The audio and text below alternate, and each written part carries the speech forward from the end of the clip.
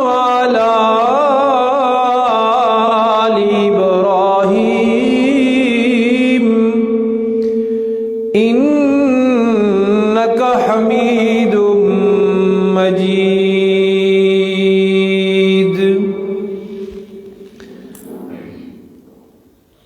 واجب الاحترام حاضرین و ناظرین کرام،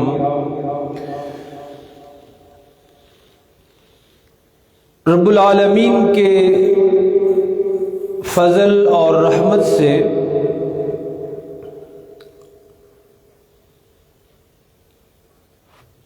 گزشتہ کئی جمعوں سے ہم دعائے قنوت کی تشریح اور تفصیل پڑھ رہے تھے۔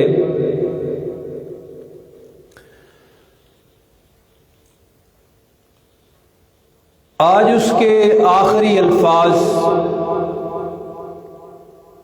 زیر غور ہیں۔ ان میں اللہ رب العالمین نے اپنے نبی مکرم صلی اللہ علیہ وسلم کے ذریعے مسلمانوں کو یہ الفاظ سکھائے کہ تم نے نماز وتر میں یہ بھی کہنا ہے نرجو رحمتک ونخشی عذابک،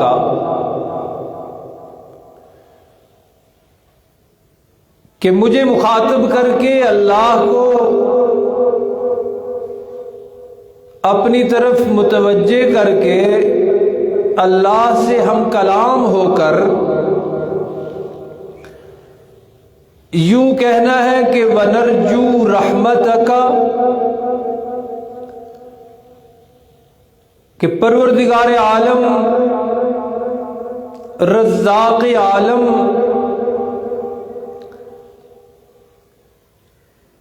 ہم تیری رحمت کی امید رکھتے ہیں،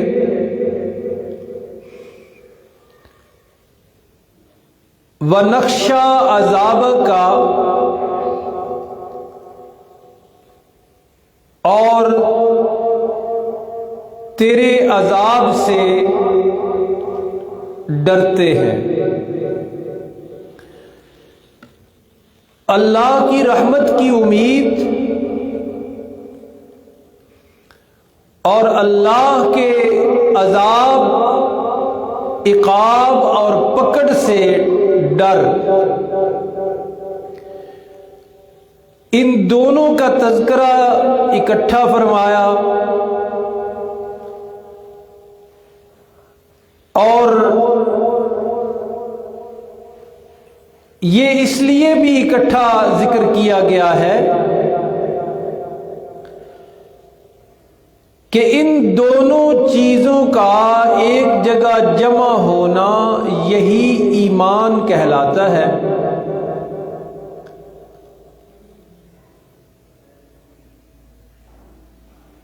ارشاد پاک میں بھی موجود ہے یہ کہ الایمان بین الرجاء والخوف،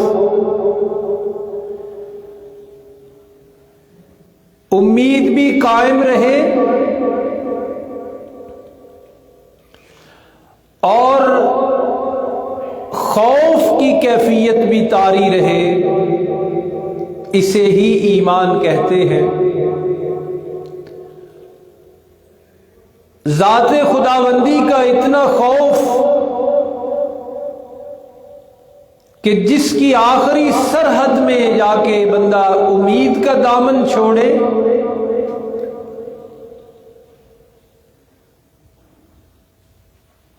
یہ بھی صحیح نہیں۔ اور اللہ کی رحمت سے اس طرح کی امید باندھ کے بیٹھ جانا کہ ذات خداوندی کا خوف ختم ہو جائے، یہ بھی ٹھیک نہیں ہے۔ اس لیے بین الرجاء والخوف کو ایمان قرار دیا گیا ہے۔ یعنی اللہ کی ذات کی خشیت اور ڈر بھی قائم رہے اور اللہ کی رحمتوں سے امید بھی سلامت رہے۔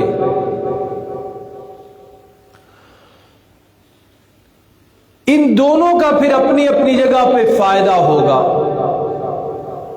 خشیت الہی، خوف خداوندی، یہ معین اور ممد اور معاون بنتا ہے احکام الہیہ کی تعمیل کا۔ اللہ کا خوف ہے تو اللہ کے احکامات پر عمل کرنا آسان ہوگا، اور امید اپنی حدود و قیود کے ساتھ قائم رہے گی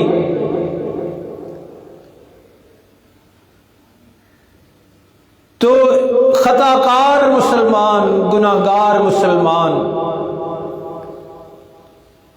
وہ ذات خداوندی سے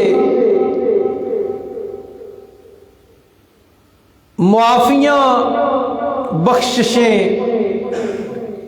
عفو درگزر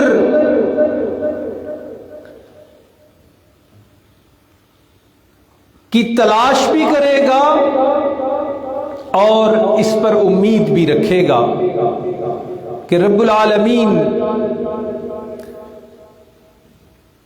اپنی تمام تر جباری و قہاری کے باوجود رحمان بھی ہیں، اپنی تمام تر جباری و قہاری کے باوجود رحیم بھی ہیں، اپنی جباری و قہاری کے باوجود غفار بھی ہیں، اپنی جباری و غفاری کے باوجود غفور بھی ہیں۔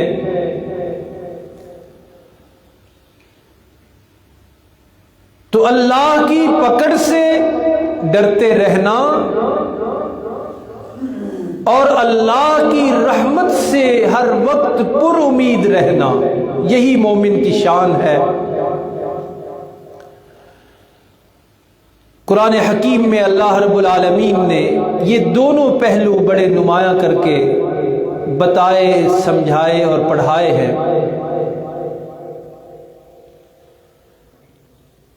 قرآن مجید کی 2-3 آیات میں اللہ رب العالمین دیکھیے کیسے اپنی ذات کے حوالے سے ڈرنے کا کہتے ہیں، یعنی ڈر پیدا کرنا یہ قرآنی حکم ہے، اور اس کے لیے تقوی کا لفظ بھی بولا جاتا ہے، خوف کا لفظ بھی قرآن مجید میں استعمال ہوا، خشیت کا لفظ بھی قرآن حکیم نے استعمال کیا، اور ایک اور لفظ ہے رحم، اس کا بھی استعمال ہوا ہے قرآن مجید میں۔ بالکل پہلے سپارے میں یہ دونوں لفظ رب العالمین نے استعمال فرمائے۔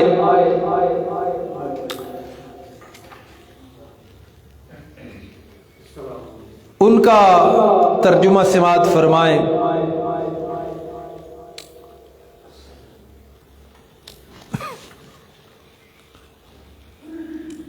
یہ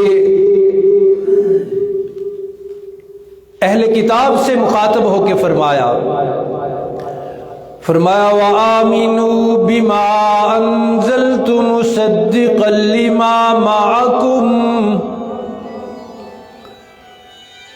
وَلَا تَكُونُوا أَوَّلَ كَافِرٍ بِهِ وَلَا تَشْتَرُوا بِآيَاتِي ثَمَنًا قَلِيلًا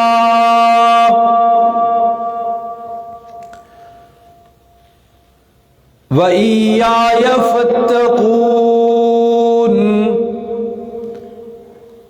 اور ڈر میرا قائم رکھنا، یہاں تقوی کا لفظ،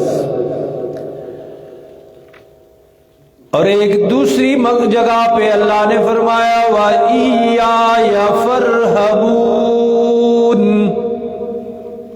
وہاں رہب کا لفظ کہ ہر لمحہ زندگی کے ہر مرحلے میں مجھ سے خوف کھاتے رہنا، مجھ سے ڈرتے رہنا۔ اور یہ خوف جو ہے اس کی ذرا تفصیل بھی تھوڑی سی سماعت فرمائیں کہ وہاں اللہ رب العالمین سے ہم دعائے قنوت میں یہی کہہ رہے ہیں کہ نخشہ عذاب کا، کہ تیرے عذاب سے ہم ڈرتے ہیں۔ تو اس میں ڈرنے ڈرانے والی یہ جو کیفیت ہے، اس میں بھی اللہ کی توحید اصل میں اللہ بتانا چاہتے ہیں کہ یہ جو ڈرنا ڈرانا ہے نا، یہ تم نے یہ بھی کام مجھ سے ہی کرنا ہے، میری ذات کے حوالے سے یہ قائم رکھنا ہے۔ چنانچہ قرآن مجید میں کئی جگہ پہ آپ کو یہ الفاظ ملیں گے کہ اللہ فرمائیں گے ان سے نہ ڈرو، مجھ سے ڈرو۔ تو اس میں بھی ڈرنے میں بھی اللہ کی توحید اصل میں بیان ہو رہی ہے۔ چنانچہ یہ سورہ بقرہ کے یہ الفاظ ہیں دوسرے سپارے میں، فرمایا فَلَا تَخْشَوْهُمْ وَاخْشَوْنِي، لوگوں سے ڈرنے کی ضرورت نہیں، مجھ سے ڈرو۔ ایک جگہ فرمایا وَلَا تَخْشَوُا النَّاسَ وَاخْشَوْنِ، لوگوں کا ڈر دل میں رکھنے کی ضرورت نہیں، مجھ سے ڈرو۔ اور اسی لفظ کو اس طرح بھی قرآن نے استعمال کیا کہ وَاللَّهُ أَحَقُّ أَن تَخْشَاهُ، لوگوں سے کیوں ڈرتے ہو، جس ذات سے ڈرنا ہے وہ اللہ کی ذات ہے۔ تو اس طرح اللہ توحید کی طرف یہ بھی ذہن لاتے ہیں کہ ڈر صرف ایک اللہ کا رکھنا ہے، اور شیطان وہ معبودان باطلہ کا ڈر ذہن میں پیدا کرتا ہے، اس کا بھی تذکرہ قرآن مجید میں موجود ہے۔ قرآن حکیم کہتا ہے انما ذالکم الشیطان، یہ جو شیطان ہے نا، اس کی ذمہ داری ہے، یہ کام یہ سر انجام دے رہا ہے کہ یخوف اولیاء، اپنے دوستوں کا ڈر لوگوں کے دلوں میں ڈالتا ہے۔ دوستوں کا ڈر یعنی جو اس کے دوست ہیں، جو معبود لوگوں نے بنا رکھے ہیں نا، ان کا ڈر لوگوں کے دلوں میں ڈالتا ہے۔ لیکن قرآن مجید میں اسی آیت میں یہ لفظ ہے، فرمایا فَلَا تَخَافُوهُمْ،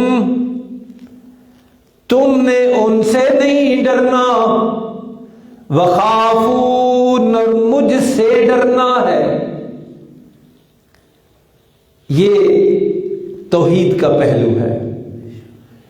اچھا، اس میں وہ بالکل عام سی بات ہے، سطحی سی بات بن جاتی ہے، لو جی بندہ آگ تو بھی تے ڈرتا ہے نا، تے بجلی تو ڈرتا ہے، شیر تو ڈرتا ہے، وہ اور چیز ہے۔ اس میں اس کو سمجھنے کے لیے ایسے سمجھ لیں کہ خوف، ڈر، خشیت، اس کی دو قسمیں ہیں، ایک ہے طبی اور ایک اختیاری ہے۔ طبی کا مطلب کہ فطرتاً ان چیزوں کا خوف اللہ نے رکھا ہوا ہے، چھت سے گرنے میں خوف ہے، گاڑی کے نیچے آنے میں خوف ہے، بجلی کا خوف ہے، چیتے شیر کا، وہ طبی خوف ہے، اس سے کوئی بھی نہیں بچ سکتا۔ یہ اختیاری خوف ہے کہ اس ذات کو اس طرح سمجھ کر کہ میں نے اگر نافرمانی اس کی اس کے احکامات پر عمل نہ کیا تو وہ مجھے جہاں موجود ہے وہیں سے میں جہاں ہوں وہاں ہی پکڑ کر سکتی ہے۔ یہ خوف، دلی اور اختیاری خوف، یہ اللہ کے سوا کسی اور کا رکھنا ممنوع ہے۔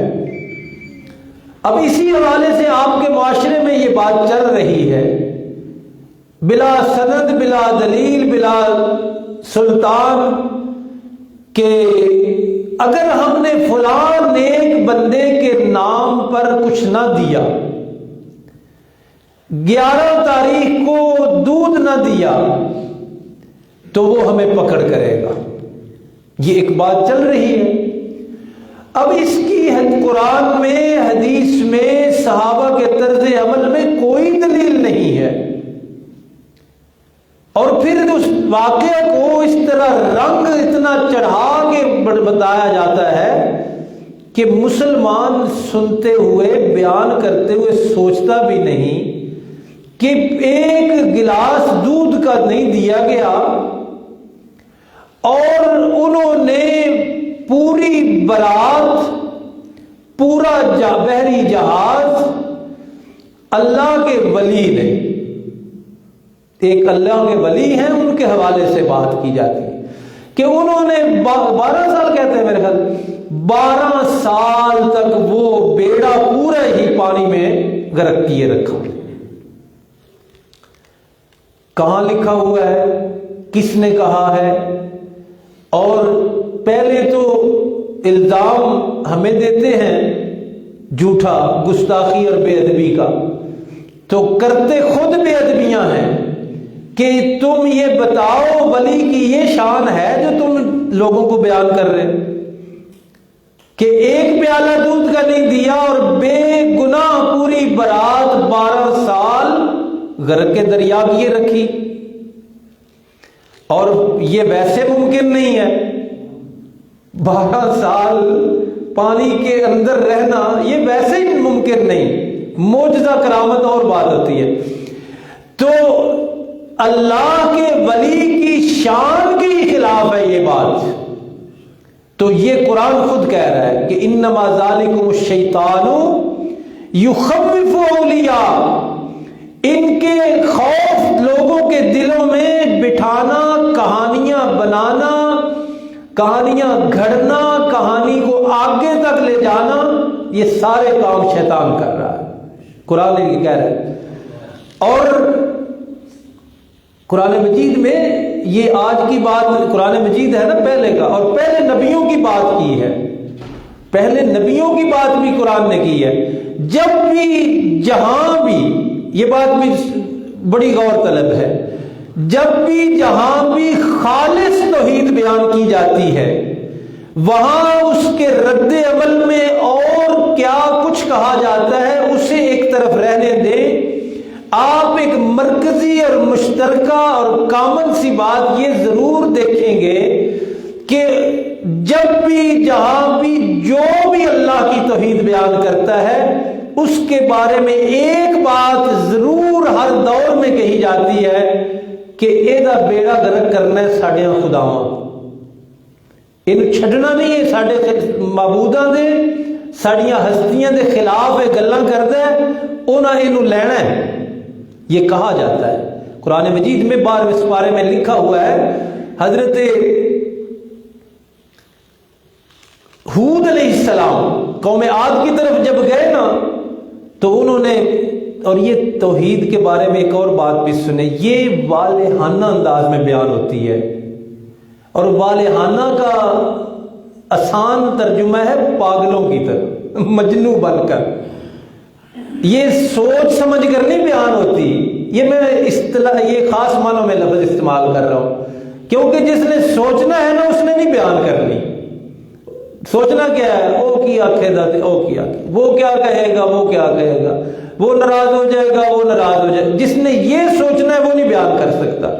تو جو والہانہ پن ہوتا ہے نا، وہ کہتے ہی رہنا اللہ کے سوا کوئی نہیں، اللہ کے سوا کوئی نہیں، اس چیز کو پھر لوگ سمجھتے ہیں انہوں ہو کی گیا، یہ کی کرتا ہے ہر وقت کوئی گل.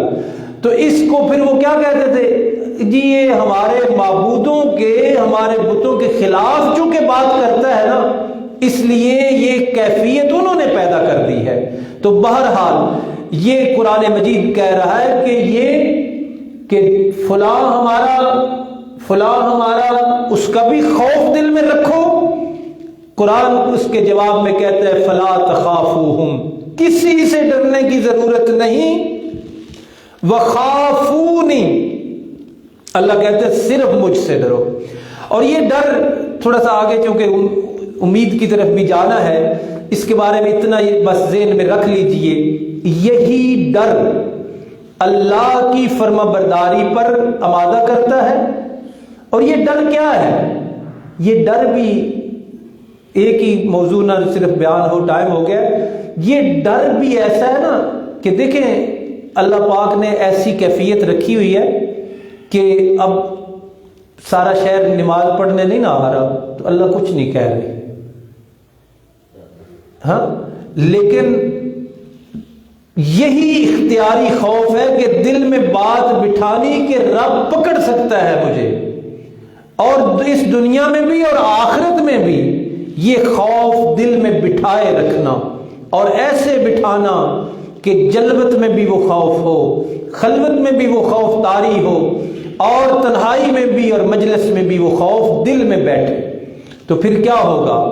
اس خوف کا نتیجہ کیا نکلے گا؟ اللہ کی فرما برداری کی طرف بندے آئیں گے اور اللہ کی نافرمانی سے بچنے کی کوشش کریں گے. اس کے برعکس دوسری چیز ہے امید. یہ ہم چونکہ آیت دعائے قنوت میں دونوں چیزیں پڑھتے ہیں، وَنَرْجُو رَحْمَتَكَ وَنَخْشَىٰ عَذَابَكَ، کہ یا اللہ تیری رحمت کی امید بھی رکھتے ہیں اور تیرے عذاب سے ڈرتے بھی ہیں. شروع میں نے عرض کر دیا کہ اسی کیفیت کا نام حدیث میں ایمان رکھا گیا ہے. خوف بھی طاری رہے، امید بھی سلامت رہے. خوف ختم نہ ہو، امید بھی ختم نہ ہو. اور خوف کس بات کا؟ اللہ کی پکڑ کا. اور امید کس بات کی؟ کہ اللہ رحمتیں کرنے والے بھی ہیں. لیکن قرآن حکیم میں پھر اس امید کے بارے میں بھی اللہ رب العالمین نے بتائی ہے بات، اور کچھ علامتیں بتائی ہیں کہ جو اللہ کی رحمت کا امیدوار ہے اس کو کیا کیا کرنا چاہیے. قرآن مجید کی جو آیت خطبہ میں پڑھی اس کا بھی ترجمہ سماعت فرما لیں. فرمایا فَمَنْ كَانَ يَرْجُو لِقَاءَ رَبِّهِ، جسے اللہ کی ملاقات کی امید ہو، دل میں یہ بات پیدا ہو چکی ہو کہ میرا اللہ کے سامنا، میرا اور اللہ کا سامنا ہونا ہے، وہاں کی پیشی ہونی ہے، اس کو بلانا بیٹھا ہو. اور قرآن مجید میں باقاعدہ اس کا ذکر ہے. فرمایا فَأَمَّا مَنْ خَافَ مَقَامَ رَبِّهِ، رب کے سامنے کھڑے ہونے سے جو ڈر گیا، اور ڈر کی علامت یہ ہے کہ وَنَهَى النَّفْسَ عَنِ الْهَوَىٰ، جس کے دل میں اللہ کی پیشی کا خوف پیدا ہوگا، سب سے پہلی علامت یہ ہوگی کہ وہ من کی مرضی چھوڑ دے گا. وَنَهَى النَّفْسَ عَنِ الْهَوَىٰ، اور پھر اللہ اس کا صلہ دے دیں گے کہ فَإِنَّ الْجَنَّةَ هِيَ الْمَأْوَىٰ، جنت اس کا ٹھکانہ بنے. لیکن دنیا میں امید، اللہ کی رحمت سے امید سلامت رہے تو پھر قرآن کہتا ہے کہ اگر تمہاری امید میرے ساتھ ہے تو یہ کام کرو. فَمَنْ كَانَ يَرْجُو لِقَاءَ رَبِّهِ، جو اللہ کی ملاقات کی امید قائم رکھے ہوئے ہے، فَلْيَعْمَلْ عَمَلًا صَالِحًا، اسے چاہیے کہ اللہ کی فرما برداریوں میں زندگی گزارے. یہاں بھی شیطان ایک دفعہ ایک موقع پاتا ہے، یہاں بھی کہتا ہے جدو اللہ بخشنا ہے تو کی کرتے ہو پھر انہیں وقت کرن دی، اتنی الجھنوں میں 5 ٹائم وضو، سردی گرمی، یہ وہ کیوں کرتے ہو؟ بخشنے والا ہے، وہ بخش دے گا. لیکن یہ قرآن سے رہنمائی لیجئے. قرآن کہہ رہا ہے جس کو امید ہے فَلْيَعْمَلْ عَمَلًا صَالِحًا، وہ اپنی اس امید کا راستہ، رخ اور سمت صحیح رکھے، اس امید کی وجہ سے پھر نہ شیطان کے ہتھے چڑھ جائے کہ جب اس نے بخشنا ہے تو پھر جی کیا ضرورت ہے، نہیں، بلکہ امید کا صحیح رخ، صحیح سمت اور صحیح طریقہ کیا ہے؟ فَلْيَعْمَلْ عَمَلًا صَالِحًا، دن رات میں جو جو حکم اللہ کا تیری طرف متوجہ ہوتا ہے اس پر عمل کرتا جا۔ اور آیت کا آخری جملہ وہ ہمارے مشن کے حوالے سے فرمایا عمل کرتے جانا ہے، لیکن اعمال اپنے بچانے بھی ہیں، اعمال کی تباہی بھی ہو جاتی ہے، اعمال ہر کیے ہوئے اعمال ضائع ہو جاتے ہیں، تو وہ کام نہیں کرنا۔ وہ کیا ہے؟ فرمایا وَلَا يُشْرِكْ بِعِبَادَةِ رَبِّهِ أَحَدًا، عمل صالح کرتے جانا ہے لیکن دیکھنا کہیں شرک کی ملاوٹ نہ آئے اس میں، اللہ کے ساتھ ذات و صفات میں کسی اور کو حصے دار نہ سمجھ بیٹھنا، ورنہ سارے اعمال برباد ہو جائیں گے۔ تو یہ خوف اور امید کے درمیان اپنے آپ کو رکھنا۔ کئی دفعہ ملاقات ہوتی ہے تو لوگ اس طرح کے جملے بولتے ہیں، جی بڑا کچھ کیتا ہے ہن ویکھو کی بنتا ہے، اور اکثر یہ نیک لوگ کہہ رہے ہوتے ہیں۔ تو میں نے ایک دفعہ ان سے عرض کیا کہ یہ نہ کہیں، یہ کہیں کہ اللہ نے معاف کرنا ہے ہمیں۔ امید بھی اتنی اعلیٰ سطح کی ہونی چاہیے، خوف بھی اس طرح کا ہو کہ نہ حرام کاری میں مبتلا ہو، نہ اللہ کے حلال کردہ چیزوں میں کوئی دخل دے، واجب پورے ہوں، مستحبات پورے ہوں، حقوق العباد میں ہر ایک کا حق ادا کیا ہوا ہو، یہ ہے خوف۔